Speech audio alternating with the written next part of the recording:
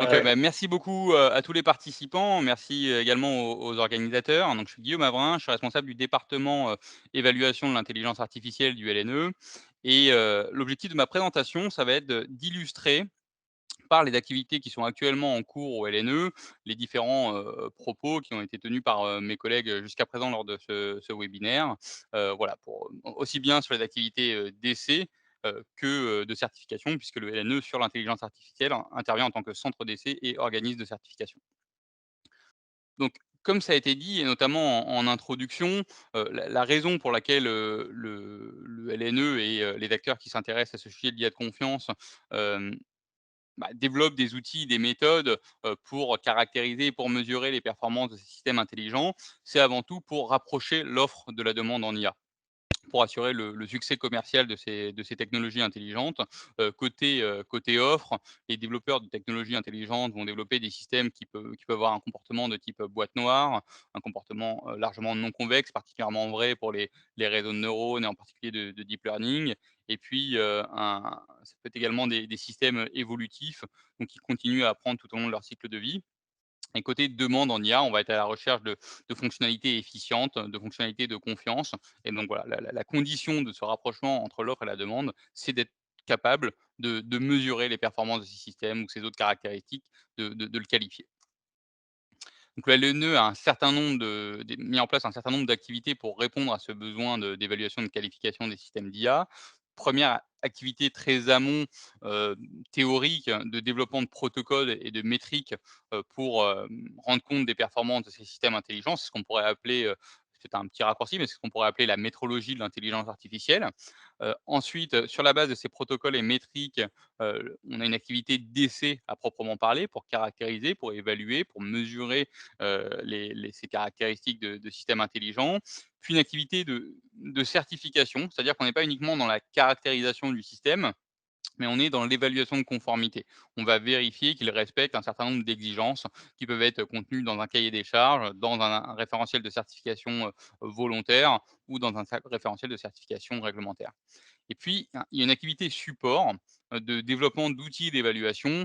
On va retrouver un certain nombre d'éléments qui ont été, évoqués, auparavant, notamment de développement d'outils pour, l'augmentation de bases de données de tests, d'outils pour faire l'annotation et de la préannotation automatique de données, pour appliquer de manière automatique les métriques, pour faire de l'analyse statistique de résultats et cetera. Tous les outils utiles à l'évaluation des performances de ces systèmes intelligents. Puis la dernière activité, c'est une activité de transfert de cette compétence en évaluation de l'IA, donc aussi bien auprès des professionnels, des industriels, par des ateliers et des formations et des assistants technico-réglementaires, qu'auprès du monde académique. On donne par exemple des cours à Centrale Supélec sur l'évaluation de l'IA et puis, également en commission de normalisation puisqu'aujourd'hui les experts du LNE interviennent, au CNCNELEC, JCC 21, donc au niveau européen pour développer les normes qui seront et je crois que Julien en parlait tout à l'heure, qui seront notamment, qui alimenteront le l'AI Act, qui sera prochainement ou dans les prochains mois, voté et également à l'ISO-IEC JTC1 SC42, donc la commission internationale de normalisation en intelligence artificielle. Cette activité a été créée, il y a, plus de 10 ans, donc il y a un certain retour d'expérience, plus de 950 systèmes d'intelligence artificielle évalués et on a commencé par le traitement de la langue, avec, les tâches qui ont aussi été, évoquées auparavant, tâches classiques de reconnaissance de locuteurs, de traduction automatique, de diarisation, de transcription et cetera. Ensuite, on est allé vers la reconnaissance d'images avec la reconnaissance de personnes, reconnaissance, d'objets, de pose d'objets, reconnaissance optique de caractères et puis, il y a environ 6 ans, finalement, on a étendu cette activité qui était vraiment dédiée au traitement de l'information. On l'a étendue aux situations dans lesquelles l'IA est embarquée dans un système mécatronique. Ce qui fait qu'aujourd'hui, on évalue aussi des dispositifs médicaux intelligents, des robots industriels, des robots d'inspection et maintenance des infrastructures, des systèmes de mobilité autonome, des robots agricoles, et cetera. Donc la méthode d'évaluation qui est mise en place, hein, au sein du centre d'essai, du LNE qui est dédié à l'intelligence artificielle, c'est une méthode, une approche dite, statistique, entrée-sortie, où on commence la première étape, ça va être la définition de la tâche d'évaluation, sa formalisation. Ensuite, on va, définir l'environnement de test, par exemple une base de données de test. On va soumettre cette base de données de test au système d'intelligence artificielle que l'on souhaite, évaluer. On va récupérer les sorties, on va enregistrer le comportement du système d'intelligence artificielle par rapport à ces données de test et on va comparer ce comportement au comportement de référence, à la bonne réponse qu'aurait dû renvoyer le système d'IA et dans de très nombreux cas, cette bonne réponse, cette réponse de référence, en fait, ça correspond à le comportement qu'aurait eu l'humain s'il avait été dans la même situation. Donc c'est pour ça qu'on demande aux experts humains d'annoter les données de test pour les confronter aux sorties du système intelligent avec, ce qu'on appelle des métriques qui vont mesurer la distance, des formules mathématiques qui permettent de mesurer la distance entre les sorties du système intelligent et ces données de référence. Et grâce à ça, bah, on est en mesure d'apprécier la performance, de la mesurer, de la quantifier la performance de ces systèmes intelligents.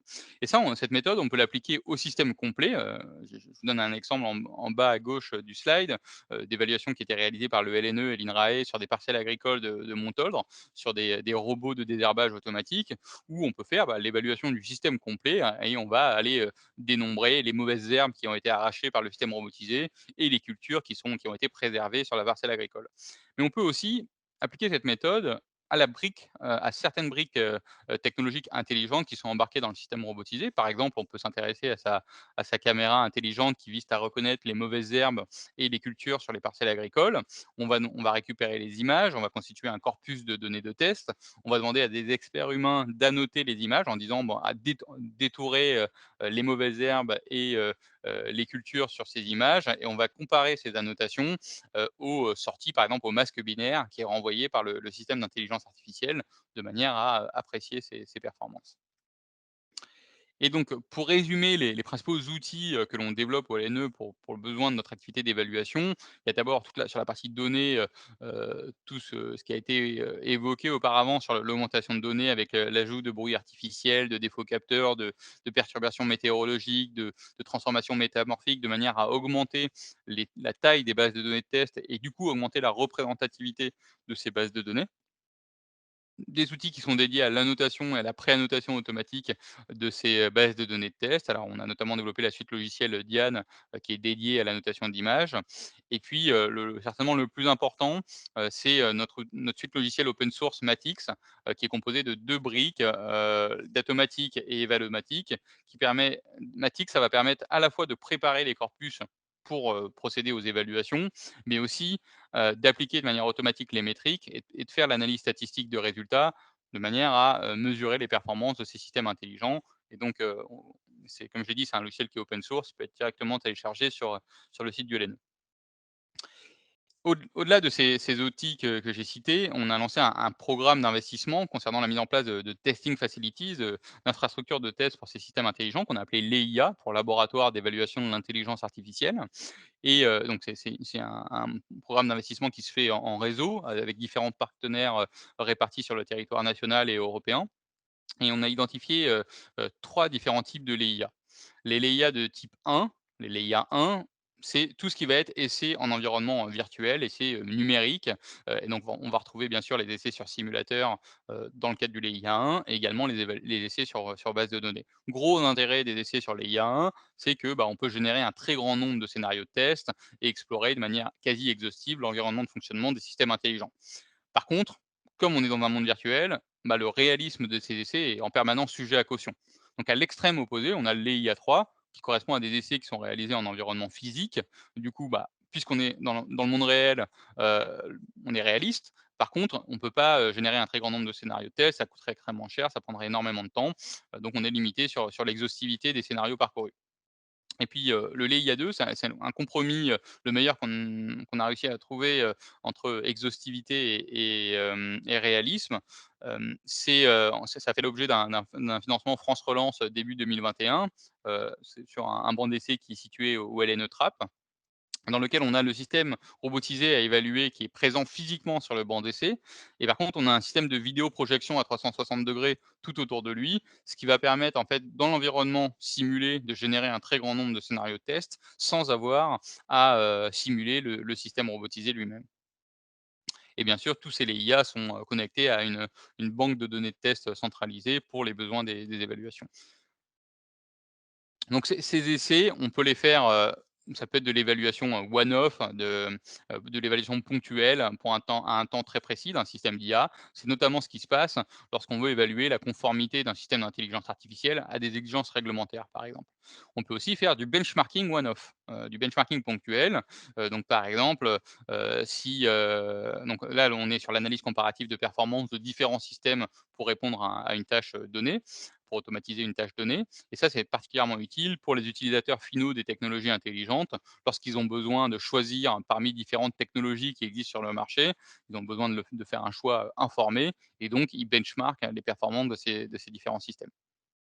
Et puis la dernière approche, c'est ce qu'on appelle les challenges, l'organisation de campagnes d'évaluation qui sont répétées dans le temps, typiquement chaque année, qui permet en fait de mesurer les progrès réalisés par différents consortiums, par différentes solutions technologiques au cours du temps. Et ça, c'est un outil d'assistance à la maîtrise d'ouvrage qui est particulièrement apprécié par les agences de financement de la R&D, parce que ça permet d'apprécier l'impact des investissements consentis. On sait que pour tant d'euros dépensés, on a eu telle progression de la performance. Voilà. On a ce suivi de la progression, ça permet de réorienter les investissements si besoin. Et donc j'ai fini sur la partie, essai et maintenant on va se concentrer sur la partie certification dans cette deuxième partie de la présentation. Il y a tout d'abord une certification, enfin il y a 3 différents types de certifications qu'on peut imaginer, 3 principales. La 1re, c'est la certification de processus, donc elle permet de donner des garanties, de donner confiance concernant la capacité d'une entreprise à développer des systèmes d'intelligence artificielle et à les évaluer et à les maintenir en conditions opérationnelles. Donc, l'évaluation porte sur l'entreprise, sur la confiance qu'on a dans cette entreprise, plutôt que sur la confiance qu'on a dans le système d'IA qui est développé par cette, entreprise. C'est cette approche d'évaluation de processus, on la retrouve, dans, les certifications de système de management, dans, le marquage CE des dispositifs médicaux et d'ailleurs également dans le domaine de l'aérospatial et c'était évoqué dans la présentation, tout à l'heure. On a également la certification de produit qui pourrait être envisagée pour les systèmes d'intelligence artificielle. Le problème de la certification de produits, c'est en fait l'extrême, diversité des applications de l'intelligence artificielle. Si on est sur de la certification de produits, ça veut dire qu'il faut disposer de bases de données de tests, par exemple, sur lesquelles on va pouvoir tester le système d'intelligence artificielle et confronter les résultats de ce système d'IA, ses performances, à des, seuils d'acceptabilité. Là, on est dans la certification de produits. Mais ça suppose qu'on soit capable de produire des bases de données de tests pour toutes les applications d'intelligence artificielle envisageables, que ces bases de données tests soient stockées au sein de l'organisme de certification. Et puis, comme ces systèmes d'IA, en tout cas pour un certain nombre d'entre eux, ils sont dotés d'apprentissage, en fait, il faudrait renouveler les données de test après chaque évaluation. De la même manière que pour le baccalauréat, on change d'une année sur l'autre le sujet du baccalauréat. Voilà, donc il faudrait avoir énormément de bases de données et il faudrait les renouveler régulièrement, ce qui coûterait extrêmement cher et ce qui laisse penser aujourd'hui qui c'est la certification de produit est plutôt réservée pour certaines applications très spécifiques, mais qu'on ne peut pas par contre généraliser cette approche. Et il y a également la certification de personnes, donc par exemple la capacité d'une personne à annoter des données, à procéder à son évaluation, à développer des systèmes d'IA et cetera. Donc le LNE avec, une quinzaine d'acteurs industriels, a, rendu public en juin 2021, le 1er référentiel de certification de processus pour l'intelligence artificielle au monde. Ce référentiel de certification, il traite 4 processus clés. Le processus de conception de la fonctionnalité d'intelligence artificielle, c'est-à-dire la transformation de l'expression du besoin en spécification fonctionnelle. Le processus de développement du système d'IA, de la fonctionnalité d'IA, c'est-à-dire la traduction, la traduction de ces spécifications en une fonctionnalité d'IA qui existe, qui est effective. Heu, le processus d'évaluation qui vise à, vérifier la conformité de cette fonctionnalité d'IA aux spécifications qui ont été définies à l'avance et puis le maintien en conditions opérationnelles qui permet de s'assurer que dans le temps, une fois que le système d'IA est déployé et tout au long de son cycle de vie, on maintient une conformité de ce système d'IA aux exigences, contenues dans le cahier des charges qui a été convenu avec le client ou par la réglementation et cetera. Donc pour entrer, rapidement, très, très rapidement, sur certains, certaines exigences contenues dans ce référentiel de certification. C'est pas du tout exhaustif comme liste, mais bon, c'est pour vous donner un aperçu. En ce qui concerne la conception, on va s'intéresser à la documentation des spécifications. Est-ce qu'elles sont documentées? Est-ce qu'elles sont disponibles? Est-ce que les critères d'acceptation de la fonctionnalité d'IA ont été convenus en accord avec le client de cette, technologie? Est-ce que les hypothèses de conception et d'évaluation sont documentées? Est-ce qu'une analyse de risque préliminaire a été effectuée?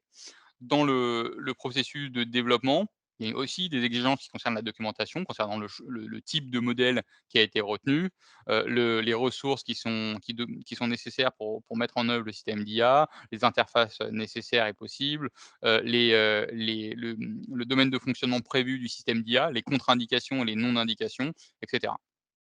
Il y a des exigences qui portent sur le contrôle de la qualité des données, leur représentativité, leur unicité, l'absence de qu'elles soient non empoisonnées, l'absence de données, manquantes ou, aberrantes, ou erronées, la qualité des annotations, l'indépendance entre les bases de données de test et les bases de données d'apprentissage, et cetera.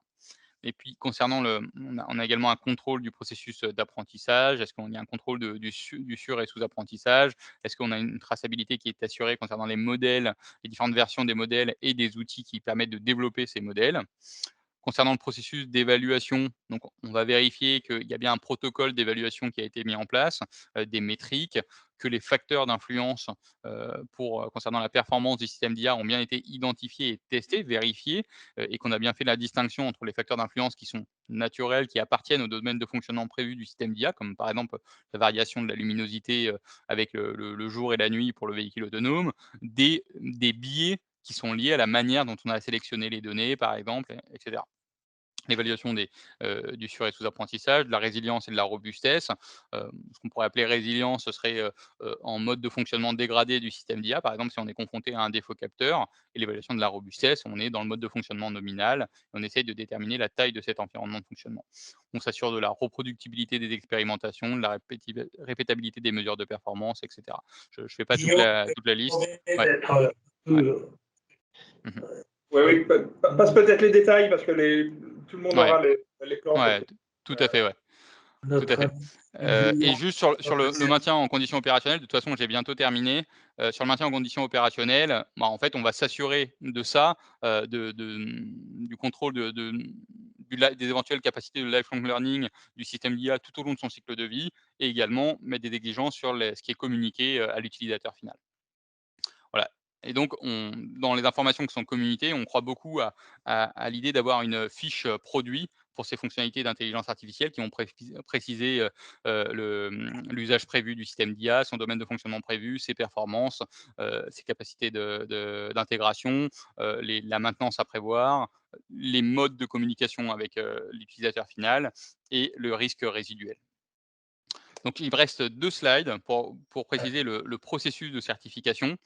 Ça commence par un audit d'étape 1 qui, en fait, est uniquement une analyse documentaire qui permet de s'assurer que l'entreprise qui développe la technologie d'IA et qui prétend à cette certification, dispose bien de toute la documentation nécessaire et a bien défini le périmètre de certification. Voilà, ça permet d'éviter, si jamais il y avait un problème, ça permet d'éviter de perdre du temps et d'économiser de l'argent. Donc si on est OK, on passe à l'audit d'étape 2, la réalisation de l'audit sur site, là où on va identifier les non-conformités, majeures ou mineures, et rédiger le rapport d'évaluation. S'il y a une non-conformité majeure, eh ben, ça nécessite une modification, une action de la part de l'entreprise avant de pouvoir être certifié. Si par contre il y a uniquement des non-conformités mineures, on peut obtenir la certification, et simplement on doit, avant le prochain audit, le prochain audit de suivi à 12 mois, on doit avoir fait les modifications concernant pour corriger ces non-conformités, mineures. Et donc le dernier slide, je viens de présenter ce qui se passait dans l'audit, initial. À l'issue de l'audit initial, on obtient la certification, et puis ensuite on a un audit de suivi à 12 mois, un audit de suivi à 24 mois, et puis ensuite on a une recertification, tous les 3 ans. Voilà, je vous remercie de votre attention,